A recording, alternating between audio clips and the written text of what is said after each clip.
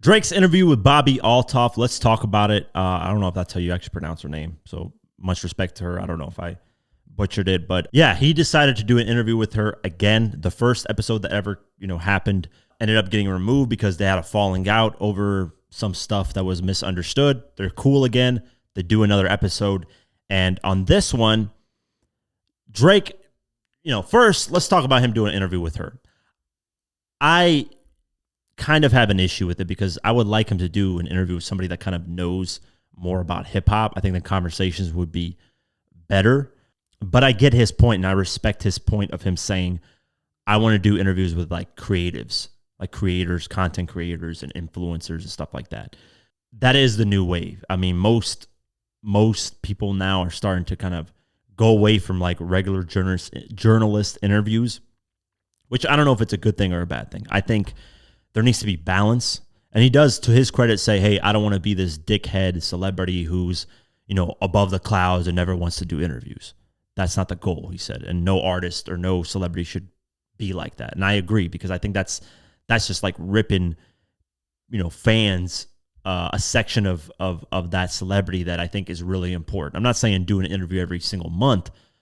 Once a year, once every 2 years, or when you got something coming out, like an album or something, it's really cool to do interviews. But also doing a bunch of interviews whenever you have a rollout is also annoying as well, because the same questions get asked. I mean, you saw that in the clips in Pusha T run. It's great that they were doing all these interviews, but a lot of stuff was getting regurgitated and repeated because there's only so much you can ask without somebody asking the same questions, right? So I do agree on that aspect that the old traditional method of just going to every single platform and doing interviews is outdated. You don't really... There's some times where you get interesting new moments, but for the most part, a lot of people ask the same questions and it can get boring for the person that's being interviewed. I respect that.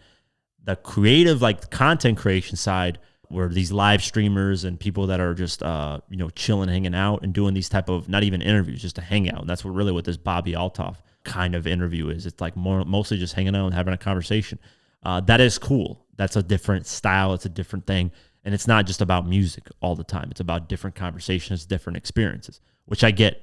I respect that perspective of Drake and him saying that, hey, it's not this goal of to try to be this, untouchable guy who never does interviews, because I think that is very stupid. I'm glad he addressed that. I respect him a lot for addressing that, actually. But this interview, it lacks that, these certain questions that people want to know, like when Drake, the whole Drake and Kendrick beef, obviously people want to ask, people want to know. There's a lot of different stuff that people want to ask. I have a bunch. If you did an interview with me, I'd have a bunch of questions to ask. Mainly music side of things, man. There's been so many projects he's had, or so many songs that didn't make it on certain albums, or that leaks came out. What happened to this record? I really like that Drake and Roddy Ricch record. What's it called, man? I forget, man, the title of it, but I love that track. What happened? Why did that end up on an album? What's going on? There's a lot of different stuff, man, that I would love. And I would ask him, hey, man, can you work with Kevin Gates? Can you work with 50 Cent? Can you work with Eminem? Like, just together on records? Like, just questions, like cool hip-hop questions I want to ask. And Bobby's not going to have that type of want to ask those type of questions. So here's some of the highlights from the interview. I'm going to go over it pretty briefly. Drake plans to perform in the U.S. again, and he is not scared to perform in L.A. So this is kind of addressing the Drake-Kendrick Lamar beef, because obviously Kendrick is from L.A. Kendrick's made somewhat threats on diss tracks saying that, hey, you can't pull up in L.A. and pull all those chains out. And then Drake said, yeah, I can. What you going to do about it? So let's play that clip. Okay, so no, you do not have a special place that's like for rich people. I'm gonna come back to LA. Are you scared away from LA? Wow. Are you? Spicy. Are you? Am I scared away? No, you're not. No. Okay, then why didn't you do an LA tour? Why are you just in Europe? LA tour? An America tour, yes, just a tour of every city in LA. I did. By the way, when all that happened, I just finished an American tour, and so I got to do another one. They don't happen like every month you go on a new one, right? Yeah. So I'll be back. You will? Yeah. Hopefully that's exciting. Yeah. I'll come, and hopefully we don't have a part 2 of our falling out again. No, I think we already skipped that. There you have it. Drake's not scared to go LA, as he would address. Of course he's going to say that. Continuing on, Drake then addresses entitled hip-hop journalists. The ones that are complaining, like Elliot Wilson, Rob Markman. I'm not saying them specifically. I'm just kind of throwing out some hip-hop journalists out there that are well noted and respected, that criticize Drake for not doing hip hop interviews, which I've done as well. I think it's, it's not, he doesn't have to at the end of the day. It's not something that he has to do. And that's the reality of it. Kendrick Lamar doesn't do it. He did one for Apple Music, which is the most curated, self-safe interview. He did that, and that's it. So Drake doesn't have to do it. No artist has to do it. But I like that. Like I said earlier, Drake said, hey, it's not, the goal is not to be this high up celebrity you can't ever do an interview with and talk to. So I'm glad he at least addressed that. But let's see what he has to say about these entitled hip hop journalists. Me, essentially, like, just recognizing somebody that I never met in my life, that I fully believed in, that I thought was really interesting and I wanted to have an interesting conversation with. It pissed off like so many, like, all these fucking losers, these like, like story journalists and like this guy and that guy who like feels so entitled to this interview about, and Drake never does anything for like this type of media. And it just like made people so angry that two people who actually like have just like maybe nothing to talk about, or everything to talk about, but just based on like random energy could come together. I think it changed a lot of things. It changed a lot of things like on TikTok. It changed a lot of things like in the streaming world. Like it made people more comfortable to go sit down with somebody that they've never sat down with before, like not to take like overly take credit, but when I do see like somebody, who keeps to themselves, like a Nicki Minaj, like go to like Kai Cenat's house, or like I see, these musicians go to like a guy like Plackboy Max's studio and start making songs with him. Like, I feel like we did usher in the idea of just like you can be from two completely different walks of life. Celebrities are not here, that we're like, the goal is not to be like some unattainable dickhead for your whole life, and only to like sit with Zane Lowe while he like asks you like the most like curated and formal questions. No disrespect to him, Yeah. But it's just like, I think we did something that was special. Yeah. And I was proud of what we did. And then when you didn't like, when I felt like it caused any like bump in the road in your life, it just hurt me, because I was like, fuck, I just can't get it right, Yeah. Plus you were with Tiger that night, that was really the big reason. Can I get another rosé? See, that's where he dresses, not being this, unattainable celebrity and doing these formal Zane Lowe, interviews. I agree with that, man. I think a lot of, and this is criticism towards Eminem. He's done these safe interviews whenever he drops an album, really safe. I mean, the last one, he didn't even do an interview. He did an interview with himself. So it just shows that, imagine an Eminem interview where he actually sits down like a Vlad style, where he talks about his life. Like, why can't we get that? What's the problem with that? Why not? That would be really cool, man. It'll be a whole new thing. And if he's going to sit down and do that, hit up Diverse Mentality, your boy. I know Eminem's story like no one else's. So that'd be really dope, man. And I know all the leaks. I know all these records. And I'm going to ask him about, what's this, what's that? So yeah, that's exciting to think about that ever happened. Honestly, the only interviews that I want, like I said, 50 Cent, Eminem, Lloyd Banks, Akon, which Akon is actually, to me, Akon's attainable. Chameleonaire. I would love to sit down with Drake. J. Cole. In terms of hip hop. So I wanted to sit down with DMX, but that can't happen. Nipsey Hussle as well. That can't happen. Yeah, there's a few more, but those are like off the top of my head that if I have to sit down and do these interviews, these are like my list of interviews. I'm trying to get Chameleonaire. I really want to get Chameleonaire for his at least 10-year anniversary of his album. Please. Chameleonaire, if you're watching this, I've talked to Chameleonaire. I've done business with Chameleonaire. We actually chatted for like 2 hours on a Zoom call.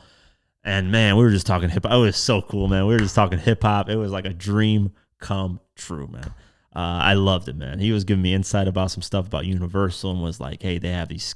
Anyways, I just get too excited about that shit, man. I just want to explode.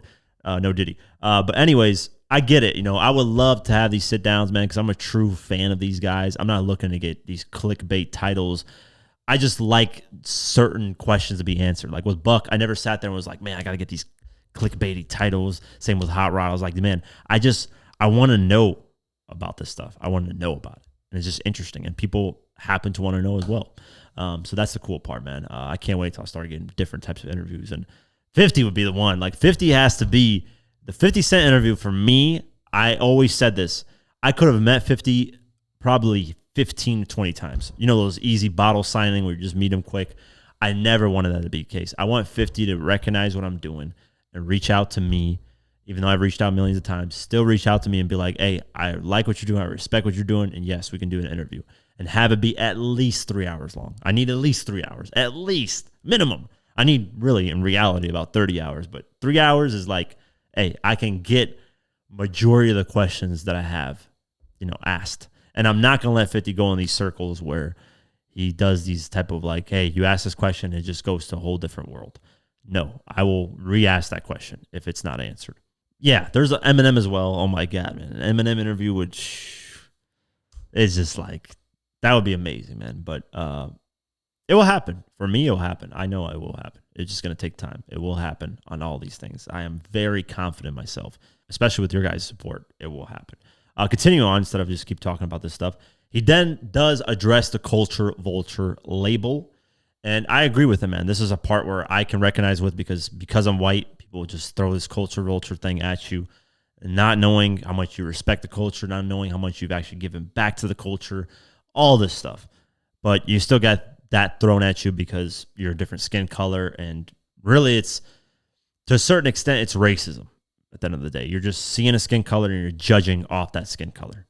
If I were to do that for any other race, I would be called a racist. So when people do that to me, it is racism. It just is what it is. People just don't want to call it that because all of a sudden it's not that relating to hip hop culture. It is. I mean, if you're looking at a skin color and immediately judging that skin color based off skin color, it's like it just doesn't make any sense.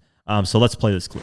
Oh, you're a culture vulture, or like like people will describe the collaborative efforts that I've put forth and the artists that I've picked up and lifted up or shine a light on as me taking, they'll put a negative spin on it and try and tell me, that it's a self-serving thing or whatever. And I think I get really sensitive about that.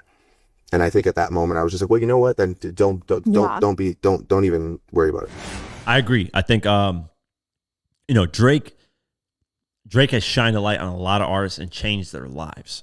And a lot of artists have admitted that. So really all Drake should care about is the perspective of the person, the artist that he's worked with. If they felt like he was a culture vulture to him, okay, then, it is what it is. You got to live with that. But if they say, hey, man, all Drake did was help me, then who gives a fuck about public opinion? People are going to talk shit regardless. There's always going to be people that find something to hate on you about, and that just is what it is. That's life, man. It comes with the territory. Not everyone's going to love you, and it's okay. Not everyone has to like you. Continue on. Let's see. He talks about the Rick. He sends shots at Rick Ross, a.k.a. William Roberts. I've never seen someone ice rosé, but... You never seen someone ice rosé? Mm-hmm. Well, talk to every jeweler in Miami that has fake diamonds. Really, they do that? Nobody got that joke. He says, shout out to every jeweler in Miami that has fake diamonds. Rosé, you got some fake diamonds, Rosé? Come on, man. You fake all around. Fake name, fake identity, fake lifestyle, fake look, fake diamonds.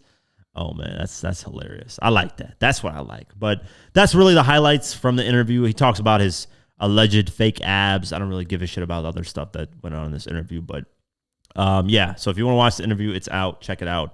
It's got some good, interesting parts. But really, to me, those are the only interesting parts.